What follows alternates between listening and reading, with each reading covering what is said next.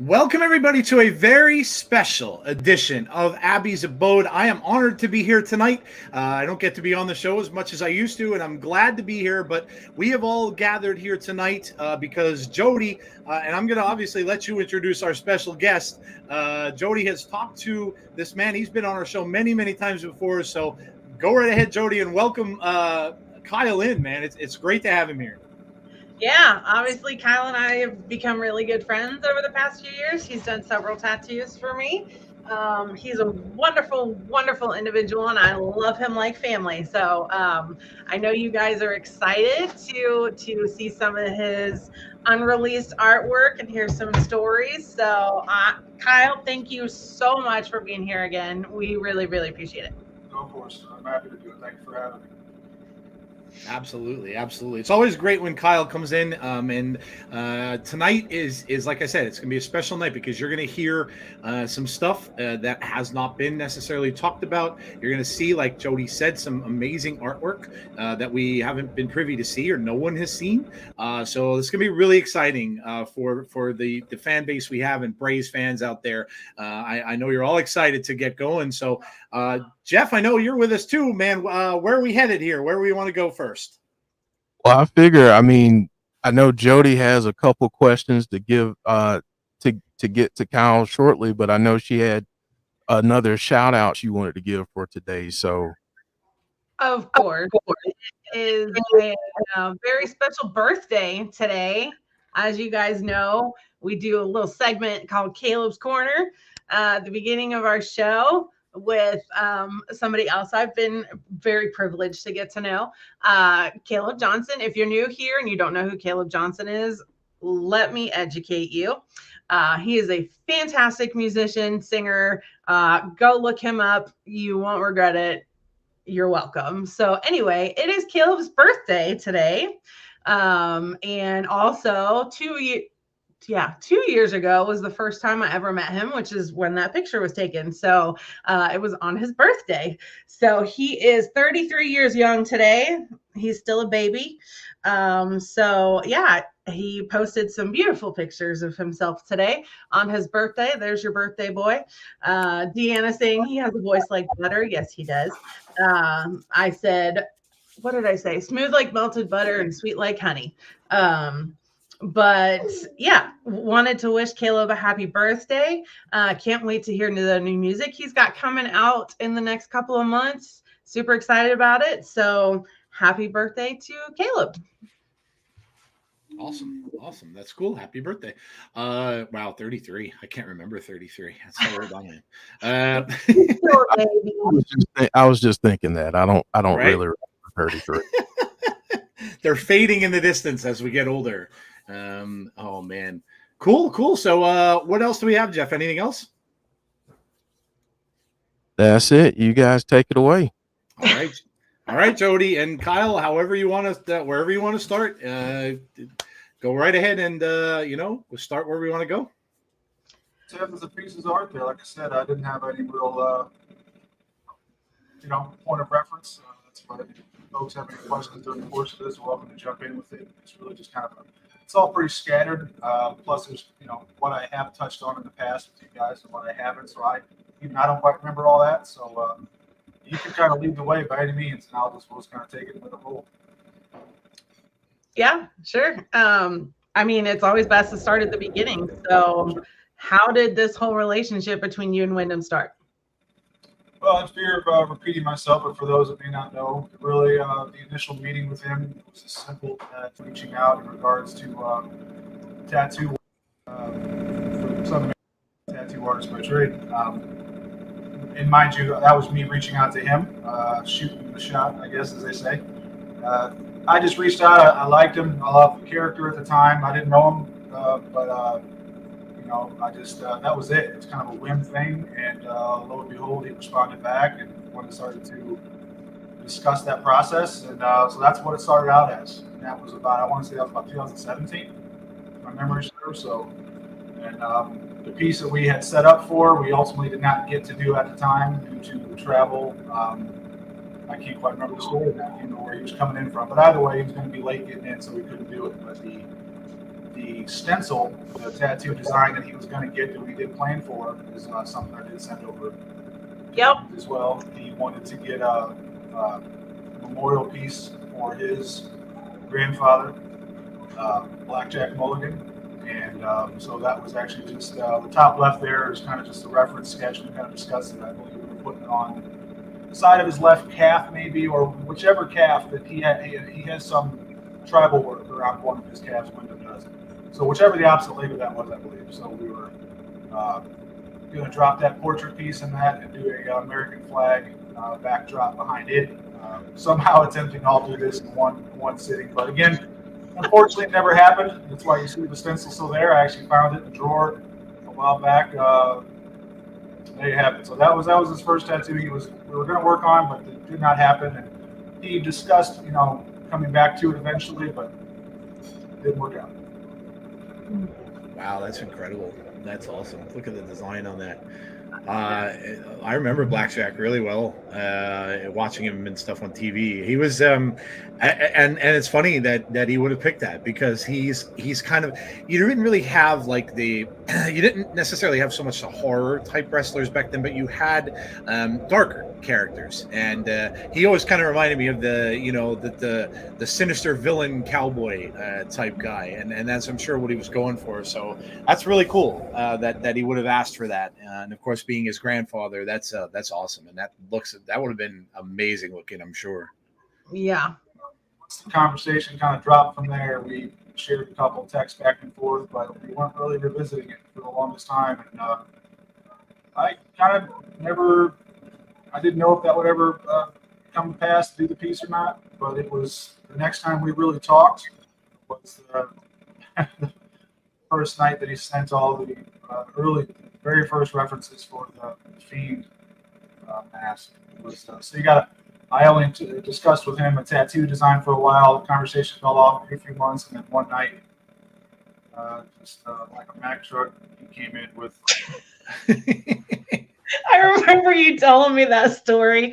I considered actually holding my phone up and going to our chat log and just kind of scrolling so everyone could see just the image after image after image after image.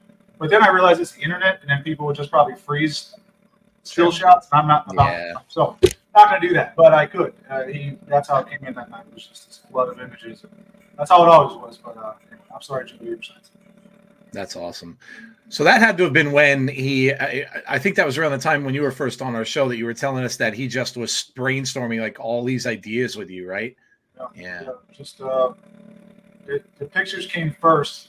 I had his number saved in my phone, and again, we weren't talking for a while. And, casually on my couch with family, and my phone just was going off.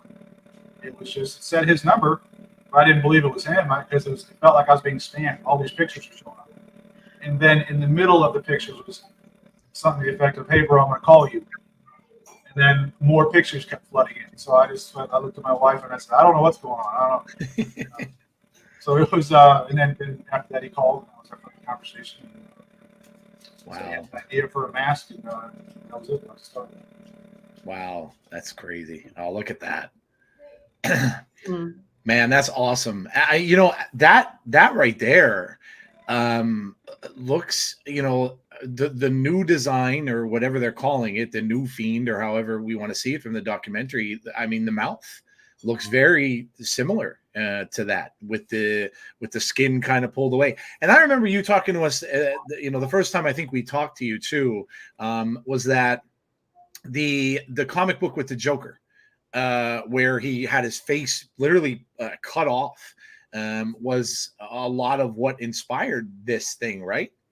Yeah, that was it. That was kind of the guided direction. The first sketch was just absolutely based on that, because that's the two symbols. When he called and said that he needed a mask done, the way it was explained to me over the phone that night was attempts at designing, sketching, whatever it was, his vision of this Fiend character was not working. How he explained it was, he had the idea, but they wanted a visual reference. And whatever visual references were being produced were not working. So we said, hey, I thought of you during a bit of that small talk going back to the Blackjack Mulligan tattoo idea.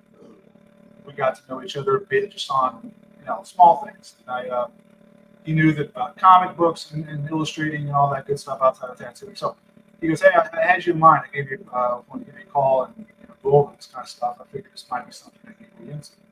Wow. What he didn't know at the time, which was one of the jokes I told before, is that he didn't know to the level of fame that I'm a Batman fan. So when he asked me, are you familiar with Batman? I said, yeah, I'm a little bit. He goes, yeah, dude, there's a Joker in one of these comic books, cuts his face off. And, I knew it well, but I didn't want to. I was like, oh, yeah, no, I think I'm familiar with that. He goes, that look, what I envision is that aesthetic as far as taking the face and then stretching it back over, which is where you get that wide grin. Now, mind you, the pieces that you're showing are actually, not to confuse anybody, these were more recent sketches done for, really his return, before he returned this last time. Oh, wow. Okay. I'll put some of the details on that. These sketches are actually everything I would have had in early days. The Fiend mask, the initial sketch, the one that's kind of known at this point because it's the Joker's face with the logo paint, is really it. I did that one thing and I said something like this, based off. He goes, hey, let's take that Joker look. I like Lobo, and I discussed that stuff before. That was it. Lobo and Capullo's Endgame. The New 52 run of Joker. Yep. That was his. Wow. The look we were going. That was pretty straightforward. So that's the only real sketch of that. I didn't have to do much work in that. I just said, like this, took a picture, he sent it to him. He said, perfect, I'll let you know. The way he explained it, they got in front of whomever. To my knowledge, I believe. I don't know if I'm making this up in my head at this point. I want to say maybe he said, the boss at the time. Hey, great, got approved, he was good to go. What I don't have now anymore, actually, some of the earliest photos when he would send me shots that I assume Jason sent him of the mask being built. I have one, I think, and I never thought where I could dig that up, where the Fiend mask was sculpted and hanging on the wall was a printout of the mask that I had sketched and put up there. As just a visual guide. Now, from there, modifications were, of course, made to the mask. Certainly, by the time you saw the Fiend, they didn't make a Joker face. That would be ridiculous. But the look, the aesthetic of it, the changing, kind of pulling the teeth out wide and whatnot. The sketch I had done had the hooks in the skin, which is what they did in the comic. Because at that point, we hadn't really gotten to the nitty gritty of it. It was a concept sketch. Like, start here. Here's a base reference, something like this. Now let's change it. But he took that and ran with it. Shocker. So, hey, great update at the office, I guess, to kind of get it all done and want it done. But that's why that sketch was what. So they sculpt the Fiend mask and they make those modifications to it. Because for those that may not have known that, the original idea was for that exterior of the Fiend mask to be removable. Oh. The underlying mask, which I've shared a photo of before, I haven't. Shared a photo of before that he was kind enough to autograph when he came in for his tattoo session. Because there was the third sketch. There was the Fiend mask, the lantern design, and then the under mask. There were two masks. So he autographed that, but I never shared it, obviously, going back then because it was never used. Which is why he had said that I believe that when that first run of the Funhouse vignettes, I believe. I think he confirmed this, but without being for sure, don't quote me, please. But I believe he said that was with the two masks at the time. That's why the head sculpt on that was a little bit bigger. But what I do know is that they had refined the mask because and kind of fine tuned it as he worked in it. He had this works or I like this or don't like that, and then as far as I called Jason to go and make those modifications and sculpt the mask on that level. But I believe the first debut of that, whether it was in use yet or not, but the mask was sculpted. It was meant to have two masks. He could remove the top mask, but for whatever reasons, I have no idea. That was never used or going forward after that up to his initial end of that first meeting. Wow. Wow, that's amazing. It's you. It's crazy because you wonder whether or not well, first of all, the detail on these are insane. Like, I mean, that picture we're looking at now is just. I mean, that's amazing looking. Um, all of this stuff from conception to to where it went. So you obviously you knew him very early on, and I know there's probably a lot of people that are in our chats now that come and watch Jody's show who may not have been around when you were here the very first time. Can you just go over or touch on the story of when, what, where you were and all that kind of stuff? Because I love the story of when you heard that the Fiend debuted. Actually, well, you bring it up, and I want to make that clear to anyone who might not know. Windham had whatever the idea was with his Firefly Funhouse, with puppets, with Fiend. That was all established. And that was established with Jason and whomever else would have been involved. Tom Savini, I'm sure at the time, and anyone else in the business. It was wherever in that working, and it's going back. I mean, somebody correct me if I'm wrong. I think that they were getting that ball going. By the time I discussed on the phone with Windham what he wanted with the mask, the timeline, as I understand it, looks like they were already going forward with it. So, I don't know if Windham was kind of just, if they were just, he was doing it, which I would find it pretty amazing. But mind you, and I'm speaking to, he's doing this on his own accord. He's not doing this with the company going, yeah, that sounds like a great idea. Go out and we'll make up. I think him, Jason, they were just doing it, just to create it. And then kind of like if you believe in a project, you put your own heart and soul into it, and then you can sell it to a distributor. You did all to make it happen. You didn't get an investor.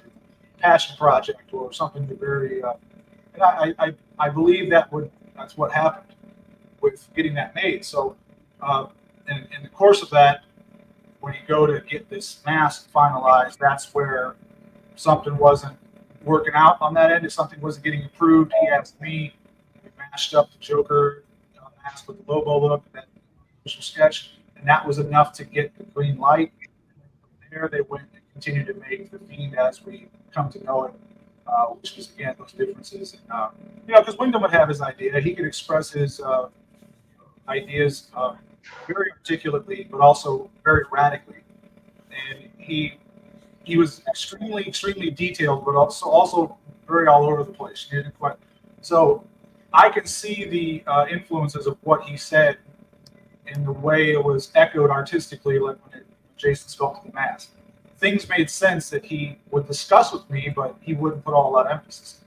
And then that routine that carried throughout the creative process. He was just, I said before, try to wrangle in his ideas.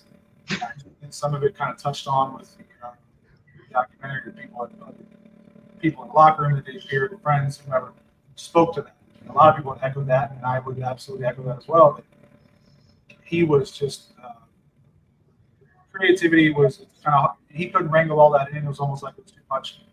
His ideas were very all over the place. So as a creative, trying to take those ideas and flesh them out, that was the hardest part. But also have the fun of it. But so you see those iterations in the design process going forward. These pieces that we've shown here were, I don't know exactly what he intended. If it was going to be, I'd have to really start getting into what we discussed, revisiting, working together again prior to his return, and that's where all these are coming from. So, kind of like, might be easier just kind of getting into that. Otherwise, these might be a bit confusing because these had no correlation to the original run before the release, but these all happened as a result of conversations that we had before his recent return. So, wow. Which I'll just get into that, I suppose. I don't remember the time. I don't remember the exact date or anything at this point. After his release from the company, we hadn't talked in a while. Going back to the burnt Fiend mask, which was again something that was I designed that they didn't use. They used a different iteration of it. forgive me, I'm trying to remember, make sure I got all my timeline. So at some point, he reached out, and I just got a text. And he used the phrase, "Do you want to get the band back together?" So that was kind of fun. So I said, "No." So I'm always down. I said, "You know, so whatever you want to do." I said, "What's going on?" Now, at this point, there was nothing. So if there was rumors of him coming back to wrestling, still under the air, online was still discussing whether it was at the time. So yeah, he just wanted to start the process of bringing the character back. And it could have been him, kind of working me just as well, which they do that. I was like, I don't know where I'm going to go. I didn't really fully believe that one, but but maybe, I can understand too if you're in that position. I believe from what I've been told that there were, I'm sure like most people, there was probably communication there, but I was never under the impression he was going anywhere else but the WWE. So when he started talking about the mask process, I didn't know how far along or what was official yet or not with that, and it's not nothing I really pried into. I didn't ask those questions of him. It was none of my business. What do you want to do? Let's be creative and stuff. So the first start of it was wanting to come back, and the way it was explained to me at the time was coming back not as the Fiend, but as himself, and doing, but still under a mask. And that is where a lot of the images I've sent for this was based on.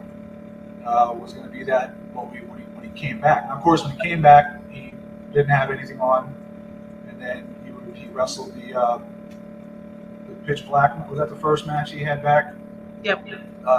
So that look was his first time having a kind of, I believe, mask on and whatnot outside of the, they did howdy stuff and all that. So there were things in those pieces when those came in that I thought, well, I can remember him liking this, that, or the other. I could see reflections of the conversations that we had about mask design in what he did there. But the early stages of that conversation was, again, kind of going back to the Fiend mask, which was a lot of photos, just photo after photo. And the idea that was presented as we sort of took all these images that he liked and why he liked it was to have his comeback look as himself, as far as I knew. I don't know if he ever said it just as Bray Wyatt or not, but this was not the Fiend yet. He was coming back as himself, and whatever this new character would be. And that's what he was going to do with the mask. And so we jumped around at the time in conversation through a lot of different looks. And I remember one of the things he was really wanting to do was really trying to get a full prosthetic for not just the face, a mask, but he liked the look of ogres or something. What's the? I'm bad because I'm too old for the online games. What's the? Is it Star Warcraft? What's the one with the ogre kind of big green with the husk? You're on mute, Joe. I was gonna say I thought I was losing my mind. Nope, Anyway. still on mute. But anyway, so he liked that look a lot. Is this what I'm getting at? We were trying to come up with ideas, and he really wanted the facial sculpt to be really big, and he wanted to have a big prominent neck sculpt in there and whatnot. Of course, I was asking, are you sure this is something you're going to be able to work in? I said, should I be trying to look at this from any vantage point of concern with how this would apply as working in a ring? But he goes, well, that's not for you to figure out. That's for Jason to figure out. That's how he would say it. And he was, design it, and then we got some ideas, and of course they have no doubt have had their conversations. He's like, just he kept saying, just go all the way with it. Don't worry about trying to make it fit in something. Don't worry about being too gross or too this or that and the other. Why, I don't quite know. Maybe it was easier to negotiate back from that than it was to get more of what you wanted. But and the ideas that spring forth from that, I began to illustrate. And if you have the one image that I believe it's a real rough sketch with 4 heads in it, I sent that to you. Yeah. That was the first sketch that we did, and we kind of had 4 starting points. Is how the initial conversation began. Yeah. Now I cannot read my god awful handwriting. Good luck to anyone who attempts to do so. Some of it you can. But what we were starting with was a template based off of the Fiend look.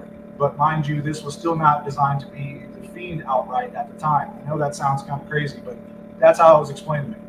So, well, it makes sense to Bray. Yeah. So we wanted a mask that was reflective of certain things that he was pointing at, things that he liked. The first mask, with the way the skin was going to be stretched and the way the Lobo / those Fiend markings were going to work into the eye and the face, was something that he liked in, and I don't know if it's older or current, but the band Mushroom Head and their masks and the way those were kind of styled with the X's in the sides, and they had a very, they would interweave in through the flesh and there'd be layers to it. So something like that. So that's why I scribbled that up there at the time. Number 2, I believe, says orc. Again, he wanted this big, strong, hulking kind of looking character to it. He liked the idea a lot, and I think that was kind of continued to a point with the Captain Howdy. He had remarks about that ability to change the upper and lower in the mask. And then you saw that, and it was Jason that did it with the work with the film Black Phone. And he had said, he goes, I really like that, how the character, the grabber character, can change the mouthpiece on it or remove it entirely. And he liked that idea a lot. He wanted something akin to that with his mask. And so all of these sketches were taking these different random ideas and really just kind of piecing them together and seeing what works, seeing what doesn't. He liked the idea of actually making all of this come true. And every time he would show up, he could change the pieces out. He could, by changing the pieces out, changes the emotion of the character. It can change a lot of things. If you're going deep into mythos and whatever he was going to start doing again, you could argue that it could go in which direction for it. So, number 1, we're trying to base it off, starting the initial sketch off of a kind of mushroom head look, but the jaw, more of a xenomorph, more of that H.R. Giger alien type textures. Strands of the mushroom head flesh being able to be pulled down and somehow connected to the lower jaw. So where when he moves his lower jaw, the upper mask is moving and you get all those layers. Which is why the Freddy Krueger makeup from part 1, I believe it's part 1, is probably the best they ever did, if only because they had 2 layers of mask going on, and when Freddy's face would move, those layers would shift organically beneath it. So I understood from that, under just that nerd reference, what he meant by that. And that was one of those jokes. I said, they can do this and have a functioning mask that you can use and wrestle in and it'll hold. And he goes, that's Jason's problem. So, but that's where the sketching kind of started from. I believe number 2, the jaw was like a bone-like texture. And I think I have the word T-Rex there or something. He liked dinosaur hide, reptilian hides. Maybe, you have 2 different textures of animals going on, something like that. I am lost on number 3, what I wrote there. I believe I have metal fiend written down. He did consider that. The entire lower jaw was just a big metal apparatus, similar to what it was going to be like in the potential chance they did the big husky character, which shared that mask before. So a jaw piece, a mandible that was metal and whatnot, but then there'd be some metal pieces that would be up into maybe the Fiend mask, the Lobo hooks would be made out of metal as well, and you have that, so that way there was some interplay into the mask ideas. 4, I have the word albino pinkish. What that means is that translucent type of transparency skin you get, some alien creature effects. Their skin it looks like it's gooey and it's alive, and that a lot of underwater type creatures. So something kind of had that pink, subtle pink and wet kind of appearance for, and then the jaw on that, I believe it says asymmetrical in my awful handwriting, was where the teeth in the jaw would just be bulbous, more like I said it to him that I had Doomsday in mind, just as far as jagged teeth and bones and whatnot. There's something, because again, he's really wanting these to have this silhouette, this very large jaw, that the World of Warcraft, whatever it is, the big prominent appearance. He liked that a lot. So those were the initial sketches, and then the more roughed in, those. So that's kind of taking those initial ideas and kind of starting to really lay things down with it. And I think I have a move, maybe the top right and bottom left or flip-flop from the sketch of that, but you get the gist. So that was kind of going, okay, so I would take his sketches, and these sketches that you saw, the black and white sketches, were done as quickly as I could while I was on the phone with him. So hence why my handwriting was going at a mile a minute.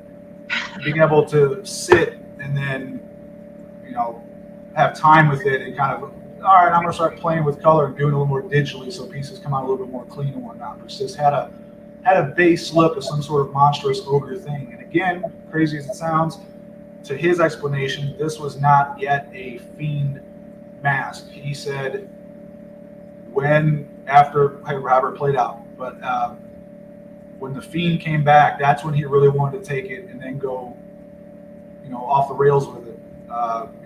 He kept expressing really wanted to make it big and gross. I would say. In the past, he's also wanted to do big, apparatuses, full arm, mechanical. I don't know how that was going to work, but that's what I'm saying to you, is that his ideas were as such. They were. I would kind of have to laugh. I go, I'm not even building this stuff. I know nothing about that world, and this to me sounds absolutely nuts. So I was like, I'll draw whatever, and like you said, let them figure it out. So he goes, whenever we get to the Fiend, it's going to be, he really was excited about it and really kind of, going. So that's where it went. And I believe that was the start of that initial conversation. Let's get the band back together before his return. And then any pieces I've sent after this, yeah. And I don't remember which one he was wanting to lean into more at the time. I think he liked the mushroom head look maybe, but then he wanted to start incorporating textures and patterns into it. And then I believe some pieces I sent show some of those designs as well. Yeah. So this, I think it's important to point out as well, when we think of the Fiend mask, you think of the big, it's not his face, right? It's not his teeth, it's a mask, okay? And even so, my initial sketch, and this was overlaid over really the same initial Fiend mask. I did that just for my own personal amusement, keeping the base structure of all of this that we've been sketching on the same. So, but what the difference here now is that I did not know at the time that he was going to have a mask of fake teeth, and his whole face would be covered. I drew that with the idea in mind that maybe he had some teeth being shown. His idea, the mask you're seeing here now, he wanted his teeth visible. This was a upper prosthetic and a mandible prosthetic that could be interchangeable and different wild textures, patterns, animals, materials. But the mouth was always going to be his mouth. None of these were meant to have fake teeth in front of him. And he sent me pictures. I forgot about this. We were sending me pictures of grills. There's a lot of rappers' grills, and I think one of them was like Takeshi 6ix9ine or like Riff Raff was one of them. I was cracking up. I don't know why I was laughing so hard. All these big rainbow-colored shark tooth grills, and he goes, maybe not with the rainbows, but we had, but he wanted to do a prosthetic. He wanted to have his own teeth be sharp. We've gone over everything, so I think I can't remember quite why he had the idea of doing, all like shark type teeth. Just all the teeth are long, some that kind of interplay together. But he was going to be wearing a grill, so yeah, this is kind of going back to that mushroom head kind of look. We started trying to work in just let's get like a muted I don't know if we weren't going translucent on this one yet. It just has that kind of white matte look. Also figuring out colors. The palette wasn't going to be just white with the black eyes and a bit of red accents. He was going to start changing up the color palette as well. So this would have been the mushroom head kind of aesthetic top with the xenomorph alien type design came up with for the jaw. And it was always meant for him to be wearing grills, some type of mouth prosthetic like that, so he could actually use his own teeth and emote with his own mouth instead of trying to do it through a mask.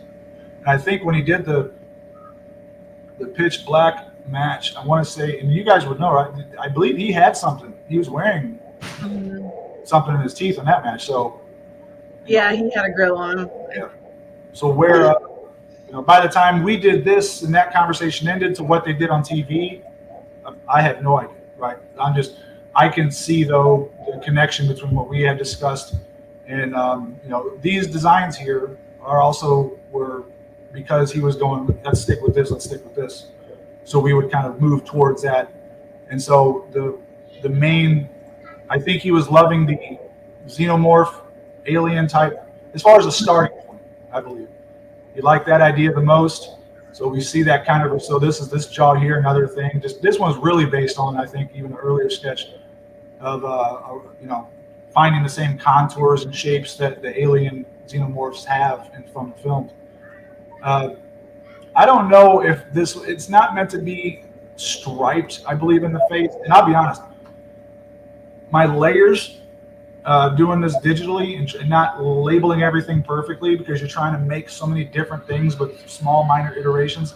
My layer is a mess. And for any graphic art or digital artists out there know what I'm talking about. It's chaos in that file for this.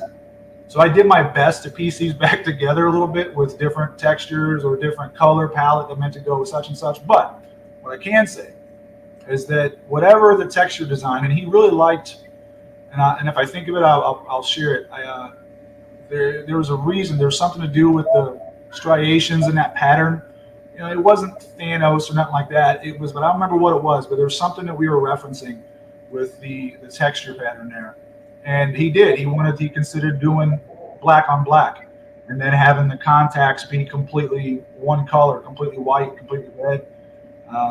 All that and the teeth are not yellow because they're trying to make them look rosy. We discussed literally gold, different metals, different materials that he considered doing. So it was kind of like, all right, it was a big, sharp, gnarly looking gold kind of teeth that you would see underneath all this translucent, wet looking black, mask stuff. So we did the black over the black. We switched up quite a bit of it. I didn't send every single one because it gets a bit redundant, but yeah. Using more of a gold, I believe that's what he talked about, was doing gold.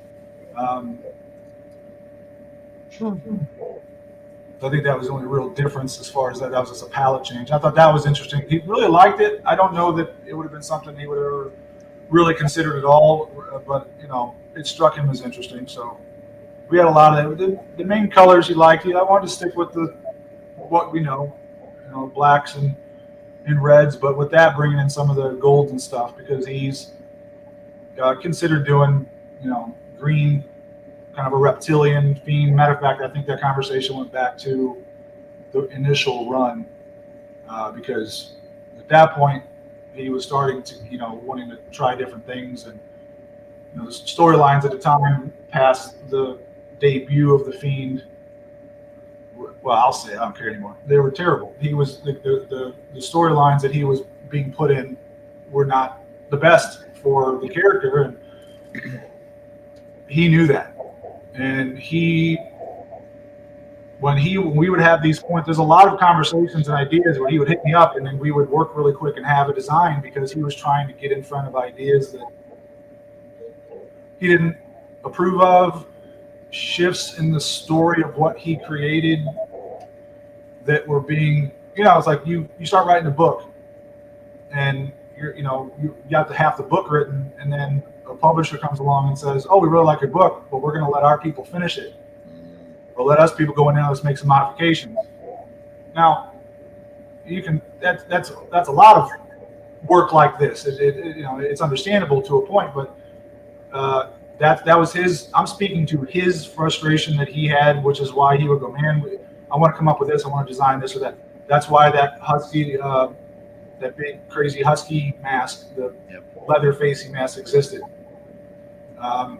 Being told we want to bring all the puppets to life, and I don't know. There was never a word said about who, but performers would be in the mask and have a whole stable. He did not want to do that. That's what he said to me.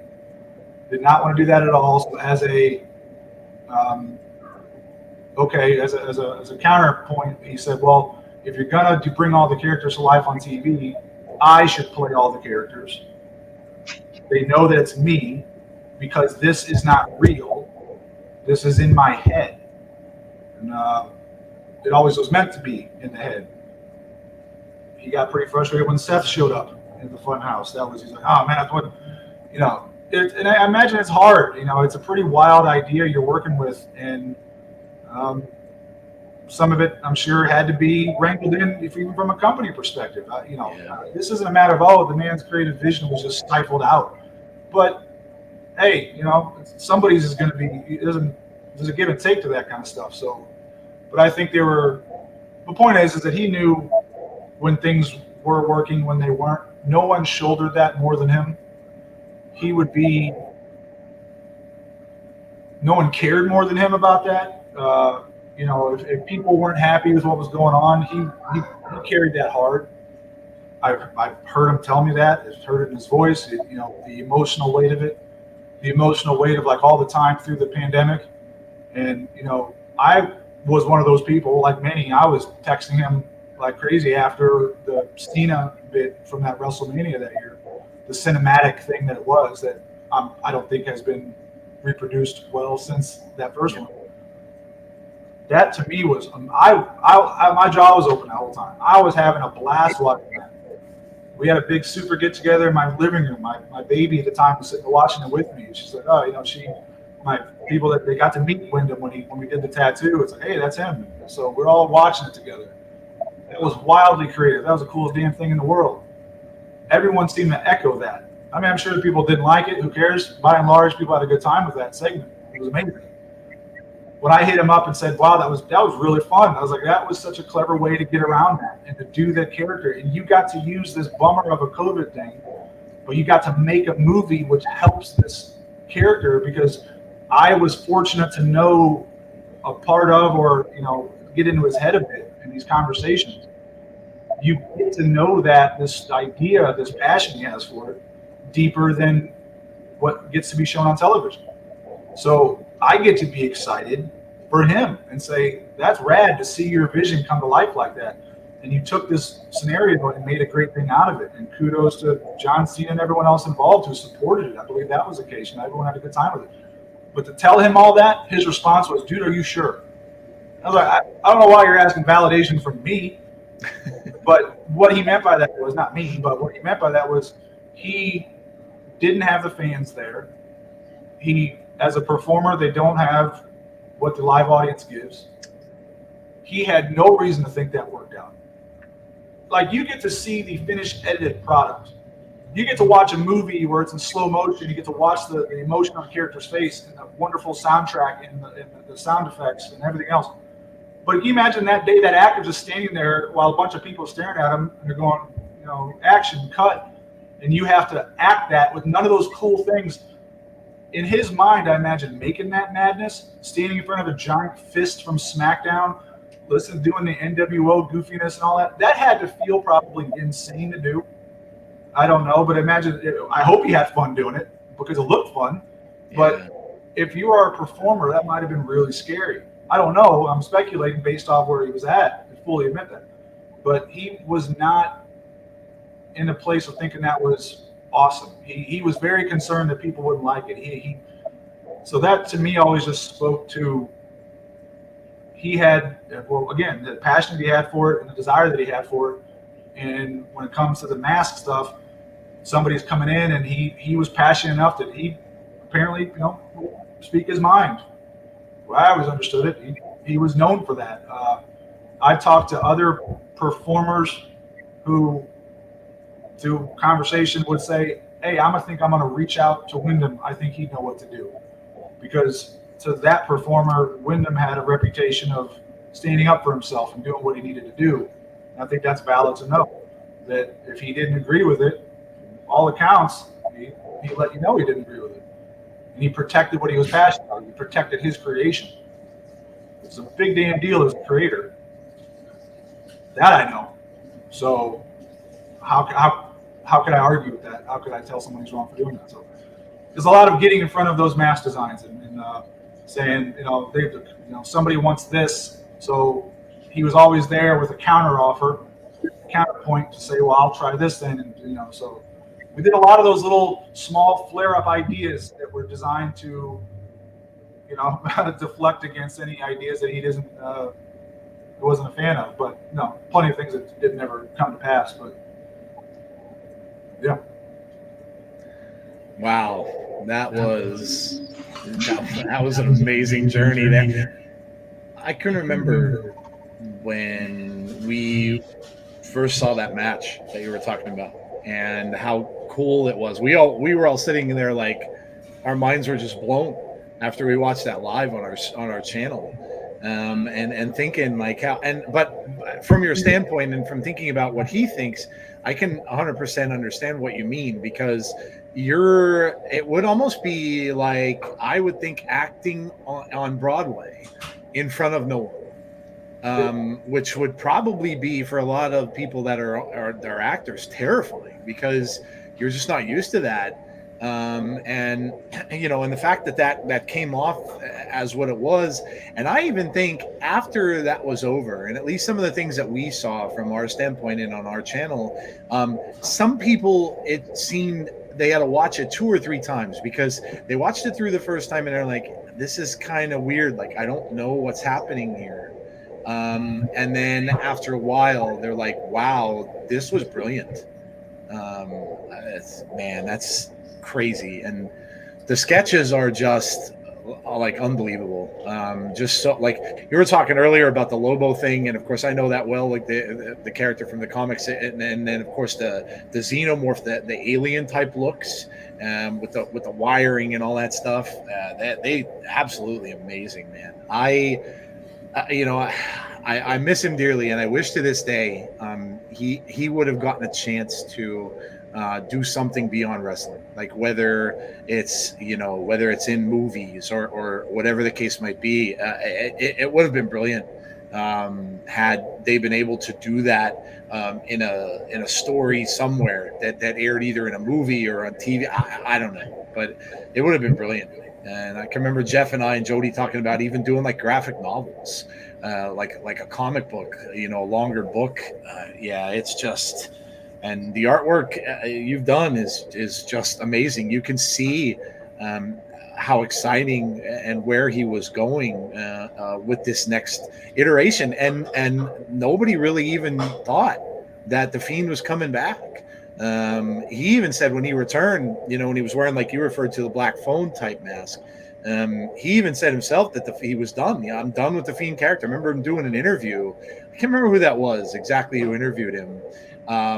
But he sat down with him and he said, I'm finished with the Fiend. I'm not doing that. So he obviously was in plans to bring it back, and he just didn't want anyone to know what was coming back. But man, oh man, brilliant.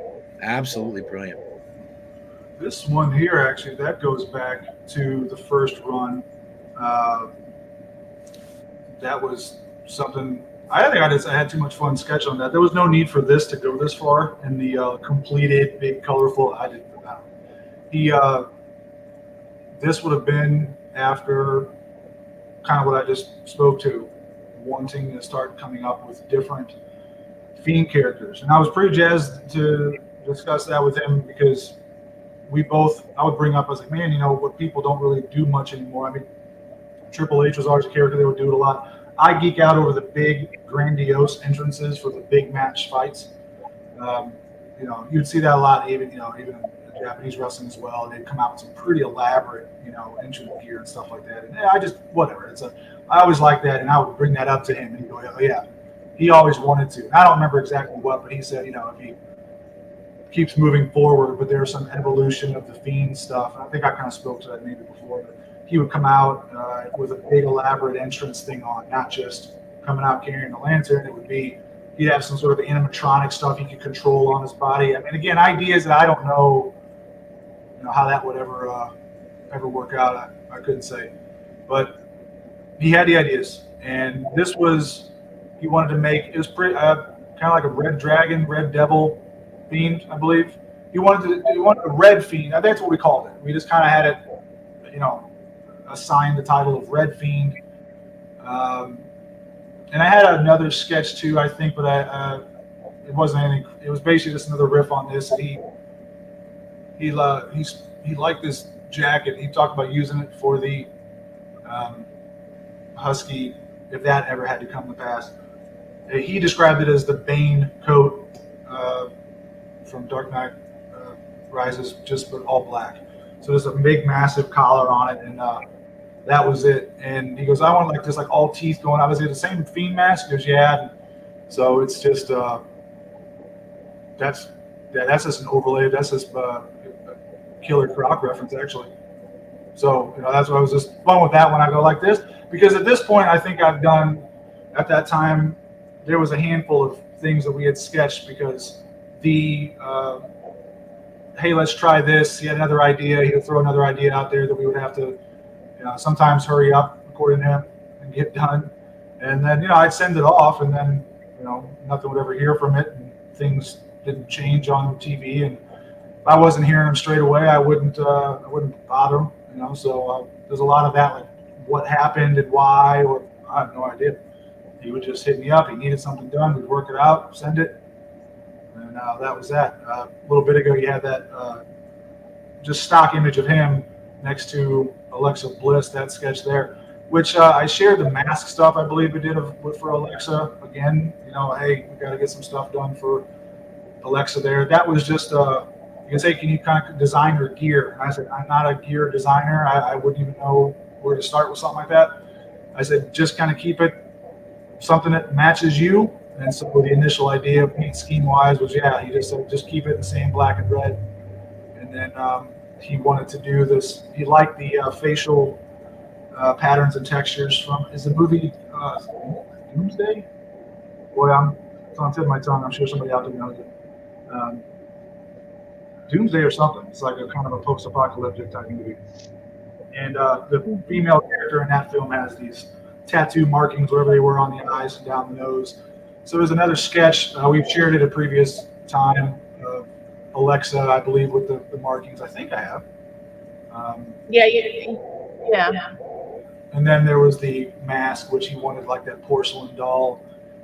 No, that's not porcelain doll, but like the I don't know, the Vanilla Sky, that exterior mask, sort of a faceless with the word his carved into it. And so he had a vision for what he wanted it, because I believe when it was presented, the initial stage with the two characters coming together, I don't know if he was being pitched something he wasn't fully into or not, but it was he was like, hey, I need you to do, he needed them done, and I won't speak to anything else. There was a frustration there, and so he was kind of in a panic to get some things designed, and so that really was. Matter of fact, I did this on a family vacation. Looked like I had enough in the cabin we were in, and sent this to him on vacation because I had to. It was very important we get this done, and I said, I'm literally packing up my car and driving away right now. I said, but if I can get a few minutes this weekend, if you can get to me before the weekend, I'd really, really appreciate it. And I said, okay. So I did. And that's a really roughed in sketch, but I was on my family vacation, so you're fine. Not that big a deal. So that was it. That was the initial, this red and black Fiend pattern there. And again, as you saw, it never went that way with anything on television, but that was some of the early concepts for it.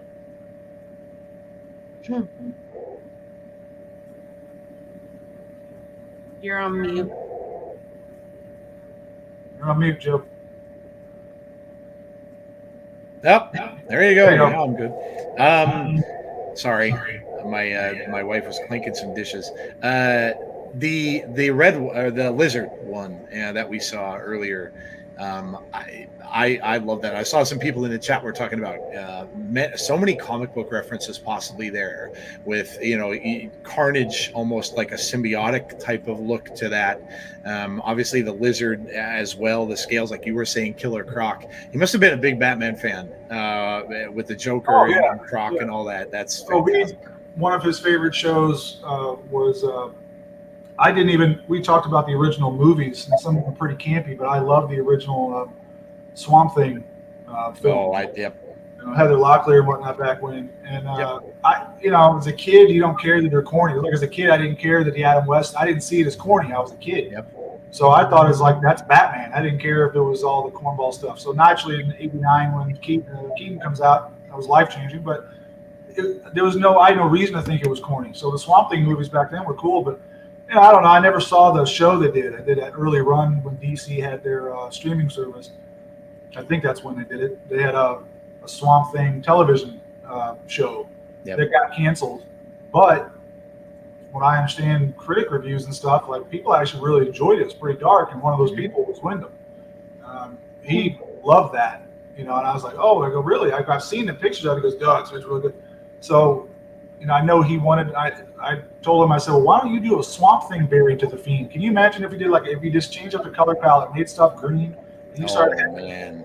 Because then I would talk to him. I go, are you ever going to do anything with the man in the woods? Is that actually going to be a separate person, or is the Fiend that person, or is there something more to that? And, whether he knew or didn't want to tell me, who knows? But I would always encourage and jump in on those kinds of conversations, because when you got to hear him express those interests, and but I wanted him to do a swamp. If you're going to do a red one, if you're going to do a this, that, and the other, I go do a Swamp Thing one, do a green one, and do the hair. I go but I don't know. I said let the stuff hang down further off. We talked about that a few times, and he's a massive fan of the Swamp Thing as well. So no, he was a big comic fan, horror fan, all kinds of stuff. That Swamp Thing show is really good. Actually, I enjoyed it. I was always a big fan of that character growing up. I loved the Swamp. There was a character from Marvel, Man Thing, was kind of similar to Swamp Thing. I loved them both. Could you imagine all the talk about him in swamps and stuff like that? The swamp fight that they had would have been perfect for that. Like even the Swamp Thing design would always have the cutout chin and nose. So that would have fit right in, and then like the swamp colored tones and stuff like that, the greens and browns. Oh man, that would have looked tremendous. That's amazing. That's really, really awesome. Oh man, so good. It's great just like seeing all this, because we just really never got to find out, or never really knew exactly where the things were going. Obviously, we had that Lights Out match and stuff like that, so we kind of figured we got a bit of an iteration of what it was going to progress to and how it was going to go. But yeah, it's really, really awesome to hear from you and all this, and how this was all going and coming along and stuff like that, and now how we know now for sure that the Fiend was coming back. I know a lot of the people in our chat and stuff like that were saying it. Hanzo's out there saying it the whole time. The Fiend's coming back. I know it. The Fiend's coming back. You were right, dude. You were 100% right. Even though a lot of us doubted it, but you were spot on. So, man, it's great stuff, dude. Really. Kyle, do you have a few more minutes? Oh, you're fine. Yeah. Okay, Jody, go ahead. I was just about to say, I know you had some questions, and some folks that watch had some questions as well that they've sent to you. So how did the story of the hand tattoo come into play? Story of the hand tattoo. Oh, how did that happen? Again, I don't remember really the dates on that all too well. We had already done the the mask stuff that had already been going on, and well, okay, now I'm done to think about it. We did the tattoo a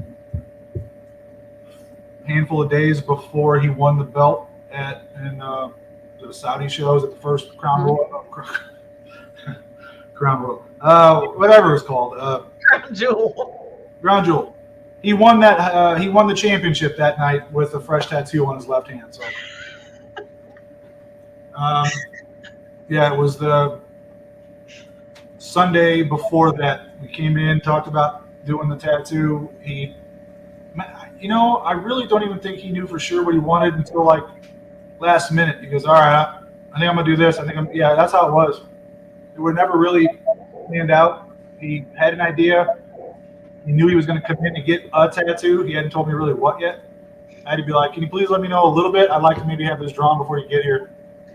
And it was very, very close to that day. He finally just said, I want a skull on my hand, and I want the eyes to, glow or however you refer. And that was it. So he kind of sent me some examples. And mind you, I didn't know I was even tattooing his hand. I thought we might still do the blackjack tattoo. I thought he talked about doing a literal Joker, a portrait of. We were gonna. It's Arkham City, where they did the art for that game was black and white with the green accents. Excuse me, I have a bit of a tickler. That style, really those games, but there was some shot from that video game that we wanted to do in that what is known as the trash polka tattoo style, which is what a lot of his left arm was, with the sort of all black and gray realism, kind of that collage, surrealist kind of look to it, and then splashes of reds. That's what that tattoo style literally is you just, and it's there's people who originated it and they're perfect at it. There's a lot of people who do good jobs with it, a lot of people who do terrible jobs at it. So it needs to be credited to the rightful people that did it, like the Buena Vista Tattoo Club or something like that. But these people came up with this idea. Windham loved it, and he wanted to do a Joker from the Arkham games in that trash polka style. So that was the last real concrete idea that he had given me, but never said for sure. So I went in thinking we're doing a Joker on his arm. Days before, if I even had days plural, I don't know. But then the day before, never mind. Sends me, it says we're going to do a skull on my hand. So that was it. It took him a while. He got out here, him and JoJo and their first baby, who's a baby, newborn, a few months old, and they hung out up here and got the tattoo. Wow. I remember you telling me, wasn't there like moments where he would just kind of stare off into the distance and get real serious for a minute?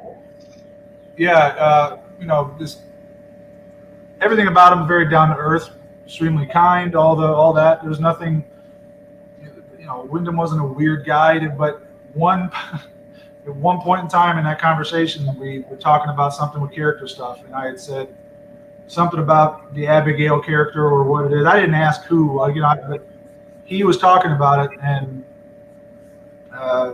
he trailed off when he was referencing it, kind of started staring off, and said that he goes, even I'm too afraid to really kind of dive into what that is yet, something to that effect. And that's when I decided to let it go. I wasn't going to say anything else. So whatever it is, I don't know. I don't know if anybody knows. Maybe Jason does. Maybe but that was always something he kept on the way he would discuss it, that was a little unnerving. I didn't like. Yeah, he did. He looked off stage left when he did that. And hey, if it's the man knowing how to be in character when it matters, just to have fun, and all right, but it worked because I believed it. So that was always interesting. Yeah, that's what that is and why he's so afraid of it. I have no idea, but he was. Wow. That's phenomenal, man. When you have a mind like that, holy cow. And who knows if people draw things, so many things about horror and stuff like that live with you through the rest of your life. You draw them from such places that you don't even probably know where you go for all that stuff. But that's phenomenal. Any other questions, Jody? From me personally, no. No. I mean, was there questions, Jeff, from any of the people? Well, I know we had some questions throughout. So, folks, if you're out there and you want to ask a question, let's get those in. Kyle, hopefully you're still okay. You got a couple minutes, hopefully. No, you got me. You're good. Okay. All right, guys, now's your chance. Ask away. Anybody who wants to ask a question of Kyle, please do. Put it in the chat, and we will read them out. Deanna says, now I want a Man in the Woods story. Right? Yeah. So, yeah. Obviously, keep the questions to the timelines that Kyle would have known. I know everybody's excited now about everything that's going on recently and stuff like that. But let's make sure that we keep the questions directed at the stuff that Kyle would be involved with. There we go. First, right there. Negan want to know if you're involved with the new teased stuff, and I would assume that'd be it. Nope, not at all. Yeah. The pieces that we've shown, and there's a few others that we've got, but that was all for the original conversation before he came back. We kind of narrowed down those ideas, and over the years still got the whole chain of text. He came back and said, that they were. He perfect, love it. He was all jazzed about it. Compensated well for the work. Everything was great, and then it was just kind of quiet. And then after the debut on television, I hadn't really heard. I hadn't heard either way what was going on. So I was like, okay, well maybe when he comes and does the mask thing, there's some part of it. And I think I might have seen a comment on there. Somebody might have referenced. I didn't want to know that there were some similarities from what was on TV versus some of the sketches that I completed and everything that you guys are seeing once that were sent to him. And that's what I mean by a lot of the descriptions that he would give. He's talking to multiple people, and what that could look like from his end, I have no idea. Whatever we did and illustrated, to my knowledge, wasn't used. I don't know what the design, like, nothing was ever said to me with his ideas that I'm going to come back as myself, that I'm going to wear, and I'm going to do this pitch black mask, and I'm going to do all the reflective stuff. There were elements to that, whatever that pattern was, that were similar to some patterns that he sent. There's one of the, we were kind of showing the one with the striations in the face. There's another one, a little more intricate kind of work to it, that I see similarities in that. And he was really transfixed on this prop, some kind of mask, some texture that he would send. And he must have sent me the same image so many times.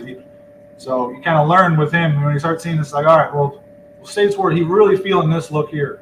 And so I had illustrated one of those Fiend masks that had a little more of an ornate kind of pattern woven throughout it. He really liked that, just to like that look. And I think there was reflections of that, or a style similarity with the pitch black mask, and that, or the paint he had on, whatever else. Again, I spoke earlier about the grill. So there's this overlap of things that we talked about that were designed here that were, I would see kind of on the TV there a little bit for that run, and then, but right before, it wasn't. I don't remember exactly when it was. When it started becoming a little peculiar, it wasn't on television. Kind of just after the stuff with the pitch black mask match, that he wasn't on TV, and then there was the stuff with I think they tried with Lashley maybe or something, and then that kind of, there was communication I had with people that knew him who or asked me, like, have you gotten hold of him? So nobody at that time knew anything, and I don't pretend to know now what he was going through then. I just know that I wasn't hearing from him, but I would chalk that up to just, that's what it was like. Sometimes he'd reach out, he'd talk, he'd blow you up, and then as soon as that was done, then it was quiet. And there were times where, but that led to a lot of confusion. There was moments that got a little like, well, I don't know what's going on because I'm being told one thing or that, but you'd do the work and just kind of see, and whatever happened, and just didn't, nothing came of it. Like I said, between the time from when he left the company until coming back, there was a pretty long gap in there where we didn't have any communication at all. So the first thing to get back was get the band back together. And we started working on the mask idea. He's narrowing down what he liked. He's, telling me how much he loved it, and then it'll go quiet. And then a little bit happens on TV there, and I'm like, I don't think there's any relation to that with anything we've drawn. So I don't know. Those are the great cosmic unanswers that I have with a guy that I got to know and worked with that I won't have answered. So it's just there's that. But as it relates to anything beyond this, I mean, for whatever the reason, when we did the Fiend mask, the burnt Fiend mask, excuse me, that was, when he called me, he was expressed frustration because they were coming at him with designs of this mask that he said he didn't like.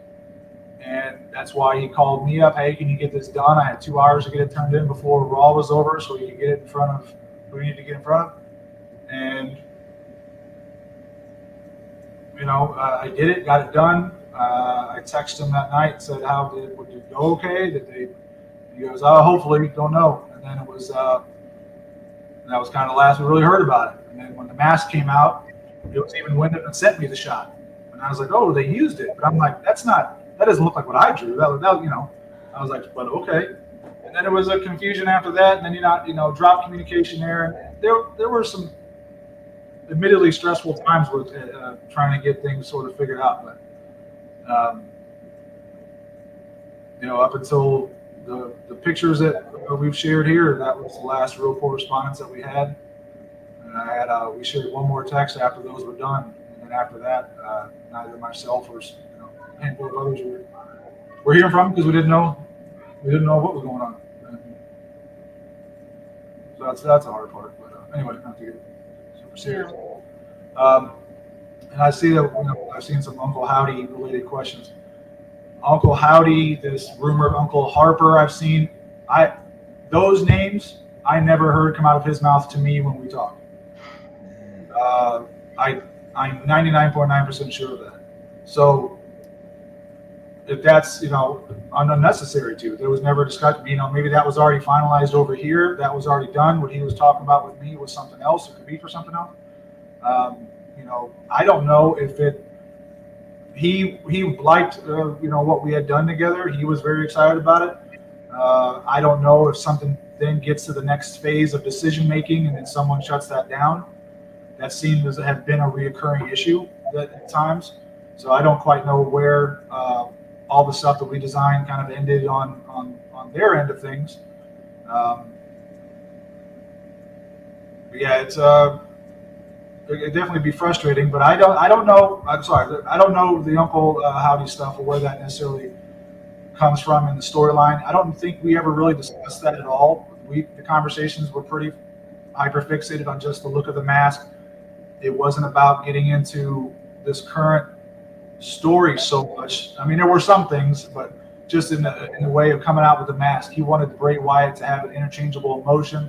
He wanted to be useful to change out those looks because he wanted to, in case the character had to be, whether he was being, good guy, bad guy, whether he could ebb and flow with that was what he wanted to do. And then after that was established, and this idea that the Fiend this is the next thing, then the Fiend makes that re-debut, and it's supposed to be this over-the-top version of it. So on TV, when they were doing the Captain Howdy thing, that might have been part of that long-term storytelling on his end, but it's nothing that I had heard. But the first thing for me immediately is I knew how much he liked that look of the idea with the black mask, black phone, grabber mask, and that's echoed in the Howdy mask pretty strongly. That's pretty straightforward. That's what I thought it was when I first saw it. I was kind of, but I went, so yeah, he's really leaning into the grabber look for that. But I didn't understand what that character was, and then when it started to become, that's not really him. It's going to be this other possible person, and rumors of Taylor involved and whatnot. That I don't know. think we have Hanzo had a question. Grateful for the work connection you had with Windham. Was there any other name for the Fiend when discussing it? Well, real quick, was there any other name for the Fiend? I don't know if I knew it was called the Fiend at first. Maybe I did, but no, I think that was already pretty much locked in. And I'm sorry, what was the first part of that one? Just said grateful for the work / connection you had with Windham. Was there any? No, that was it. Was there any other name for the Fiend? I misunderstood that as a question that was in that first part of it. Nope. No, the Fiend never had any other names to my knowledge. That was always it from the start. I never did anything different. A lot of people are wondering if you would ever have a collaboration with Taylor. That's up to Taylor. Yeah. I've never spoken with Taylor. The last person I would have spoken with was his sister, Micah.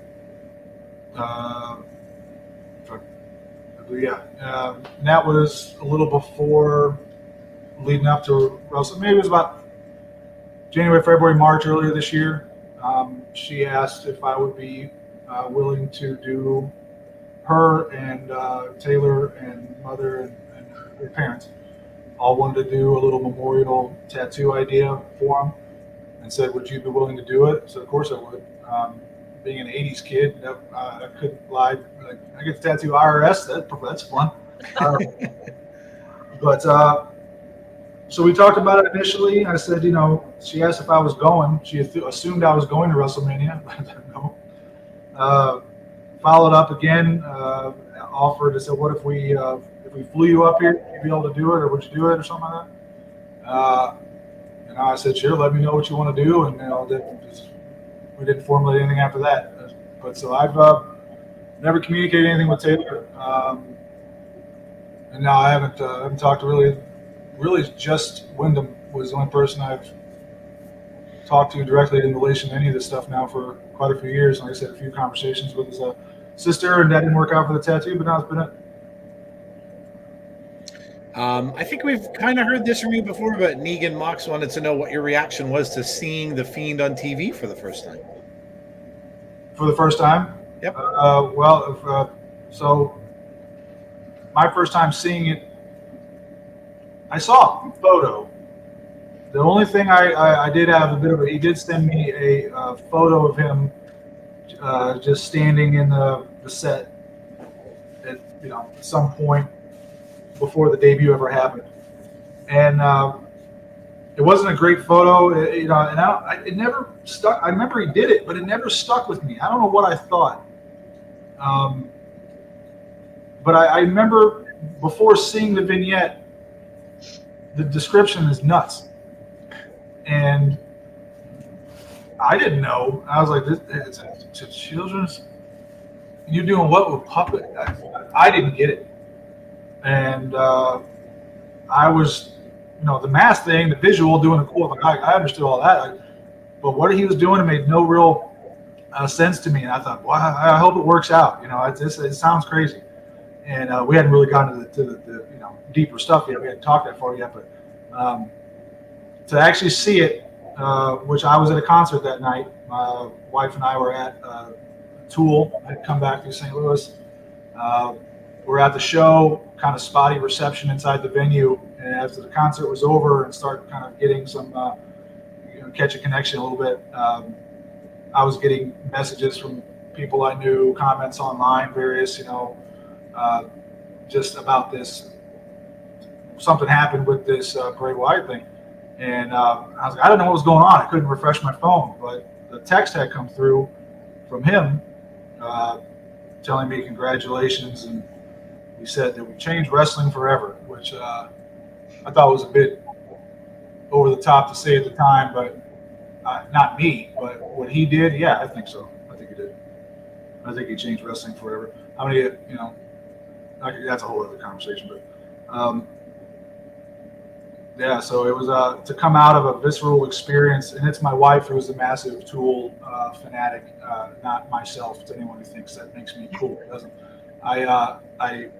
I was never really my thing actually growing up. So, but she was a massive fan. So it was a really fun show. And then you're getting a text from him, and that, that's like, hey, that's cool. And then he's telling you that, and you don't know why he's telling you these wonderful things just yet. But I mean, you know why, you know what happened, but you haven't seen it yet, I should say. And we finally got out to the parking garage at Scott Trade Center in St. Louis, and I was able to pull up and finally watch the video happen on YouTube. And so that's the first time I got to see the character and doing the twinkle twinkle stuff and all that. And it was one of the coolest things I could ever be a part of as an artist.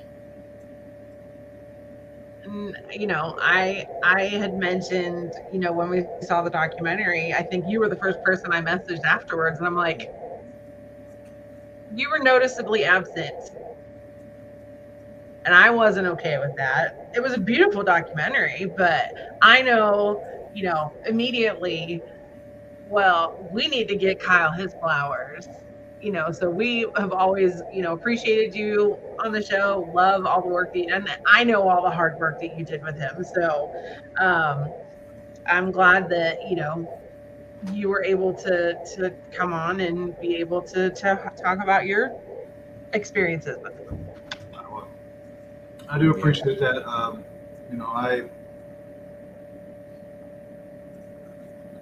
I've said all my share. I didn't know. Actually, I'm gonna start by saying this instead.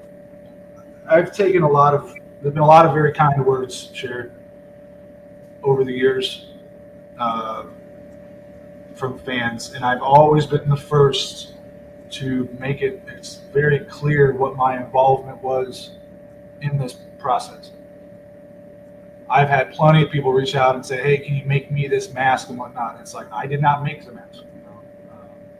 This was my role in this. And always very, very adamant to make sure that people were credited accordingly. So that's been my approach with this from the start. That being said, it's something that, Windham spoke to a long time ago. It's like, for him, he had a team. He spoke to this team a lot. In early days of that was, part of that. This team just, it took a lot of different people, not a lot maybe, but it took a certain amount of people that, the creatives that were involved, the people that, on his side, writers in the company, people that were, backing this very wild idea that he had, and I think a lot of that was spoke to in that documentary and whatnot. I've been very, very clear that I carry I've said repeatedly, and Julia, I think I've said this to you as well, he could have, between Florida and here near St. Louis, Missouri, there's hundreds of artists he could have stopped at on the way there, and hundreds more beyond. And why did he pick me to do this and to feel like you can take credit for, hey man, if you watch Batman, let's just kind of mash these two designs together. I made a sketch. I like to think that as an artist, what I create or what I make, I hope, is far more visually impressive than the sketch we did of that Fiend mask. But that speaks to my point, which is that was what we did. I made a sketch. I got to be a small part of that early design concept phase. And I got to be I made the initial design sketch for the lantern. So those are two, as a fan of wrestling, as a fan of his before I ever got to know him. Yeah, it's cool as hell. That was very fun and satisfying for me artistically. But why, you're part of that, you're a small part of that thing, but that, Wyndham's words to me was, but you had to be, we needed you to get the wheel rolling. And I just took that as a responsibility, and I have led with that from a sense of with gratitude for what he's done ever since, because I can track meeting him and the mask and everything. I can connect every single dot from him to the company, getting to do prints and work for Undertaker and Randy Orton, working for then, for Malachi Black, following him, being hired doing his stuff, AEW work, gaming companies, this, that, and the other. I can trace all of that back and go, this happened because of this, that opened up that door, and that can all go back to him. Mm-hmm. And which is why I don't want to get into a big bummer about stuff. I have my days where I do. Yeah. I have my days where I get pretty upset about just, you couldn't, it sucked not to see at least your sketch, It sucked not to see your name. But the biggest thing was after he passed and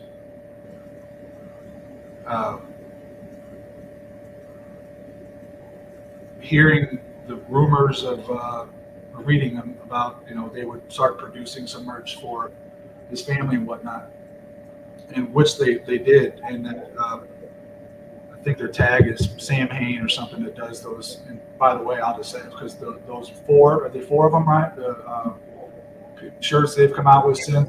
That artist, I believe it's Sam Hain. I want to credit it properly, but phenomenal artist. I mean, good Lord. So, but that they weren't out yet, and I had I reached out, I emailed the same points of contact that I had from all previous business dealings, same people I spoke with when we did the anniversary piece for Taker, when we did the prints and the shirt design stuff for Randy, and the prints for the Fiend. And I said, word is that you might be doing this. I said, I'm asking you if you could, consider me or let me design something that would go to benefit his wife and his children. I said, and I have the email to prove it. I said, I do not want compensation for this. I'm not asking you to give me credit for it. I'm not asking you to put my name. This isn't, it can be anonymous for all I care. If there's just to give you a design that I would hope, and if there's some small little connection that I can attach myself to that, and if someone was motivated at all to purchase that because, hey, the guy that designed this or that, the guy that drew this or that, if that would help, it's going to his family. Who cares the in and outs of why? And I asked, and I said, please. And those were not returned. Why, I don't know. I had to follow up one more time about another matter. I won't, I just won't even get into that one because it's not related to this directly. I had to follow up on another matter that also went ignored, and I don't understand. And then I think that you're excited to watch this documentary, things it is what it is. So I don't know. I don't know what the issue is. I don't know if, but what I know is that the guy I knew, the person I knew that I got to be creative with a little bit. What matters is I got that time, and I own a lot.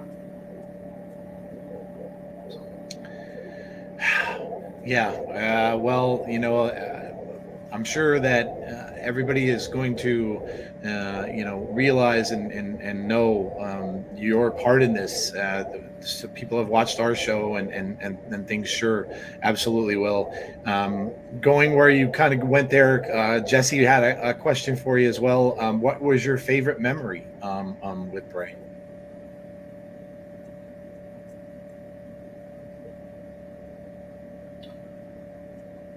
Well, I got to be.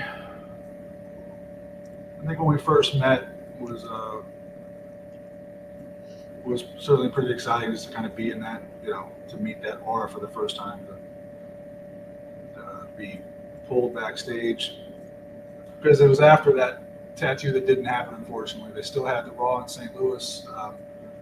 My baby was just born. I think she was maybe a month old, so my wife couldn't come with me. I brought my old friend, my old tag team partner, actually, back when I used to be a pro wrestler myself.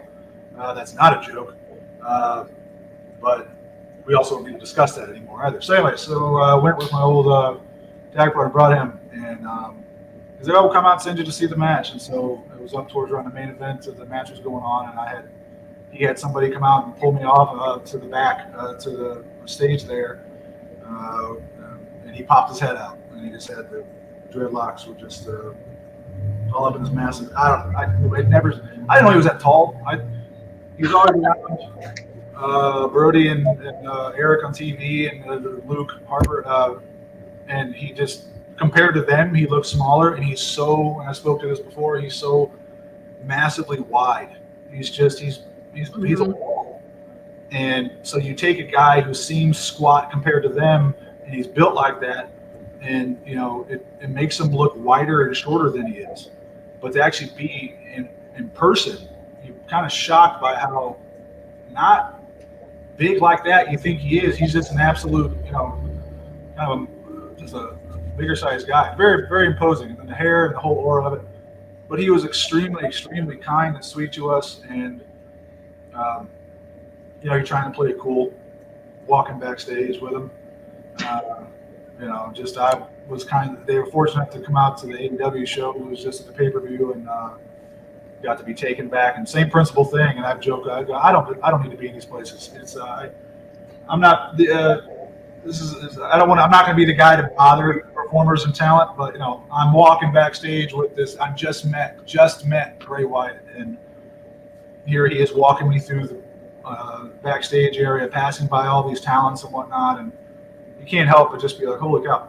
And but when he stopped and introduced me to Braun Strowman, and they conversed about how they were looking at my work on Instagram in the hotel room last night, and this is the strangest damn thing.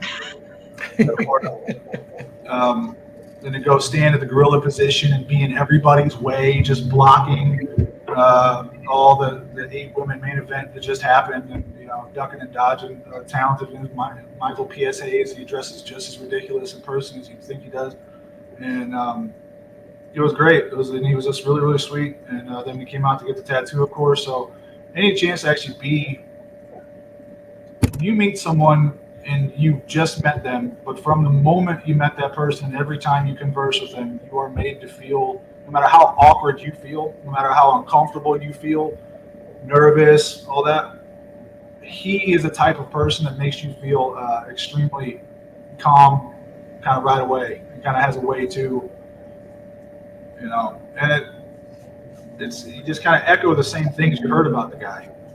It was true. It just, charming as hell. He's extremely sweet and funny. The laugh is infectious. It's like, it's almost annoying how likable he is. But he's just a very, very kind person. And so you spend time with him, he made you feel like $1 million. Oh yeah, those moments where I got to spend just hanging out with him a little bit was especially the tattoo session. Special. Well, Jody, I'm going to say for myself, and then obviously you can wrap this whole thing up. But first of all, Kyle, I just want to thank you so much for coming out and sharing this stuff with us, and obviously with the almost 200 people that are out there listening right now to the show. I know they all appreciate it. Everyone's out there saying thank you as well. So from me and obviously them, I just want to say thanks for coming out and sharing all of this stuff with us. It's just hard. It's hard to speak about it as well. Still, I know that, and I'm sure it must have been hard for you as well to talk about a man that you met and got to know, and realize that he's no longer around. It's just very difficult. So thank you so much for coming out, and obviously Jody, take us out of Abby's here. Sure. Kyle knows how much I adore him, and my youngest son thinks he is still the coolest person on the planet.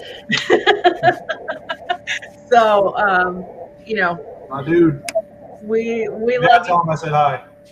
I will. Video.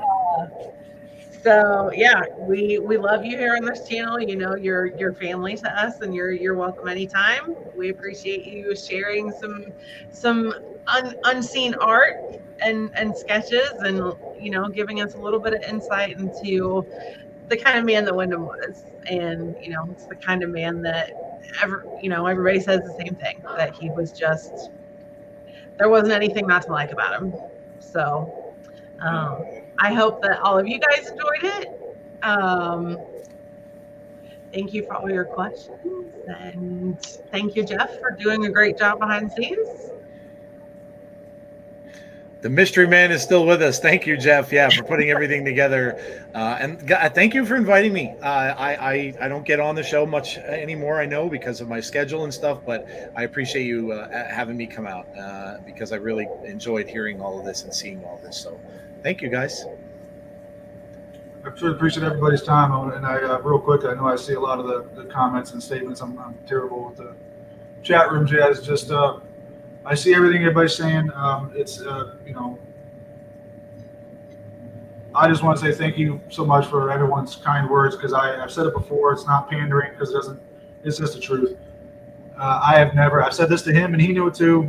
I don't know of a performer that ever had the kind of fan base that that character carried with it, and you know, will still carry with it. I've been asked before, you know, do you have connection to the stuff going forward? No, I don't.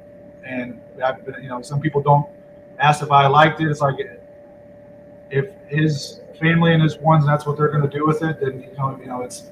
I think it's beautiful if that's the case, as long as his family is in control of that and can help tell that story with the people that knew him.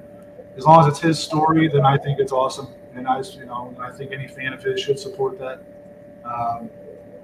You know, so long as hopefully just with respect to what he wanted to do in mind, and I think that's the only thing that it's the thing I've cared about the most. That character has become special to me and part of me. It influences other things that I do, and a bit of a muse in that way. And you know, I still have the text where he said, "Hey," I asked him once if I could design something with the Fiend as a reference in the story I wanted to create, completely unrelated to pro wrestling and everything else.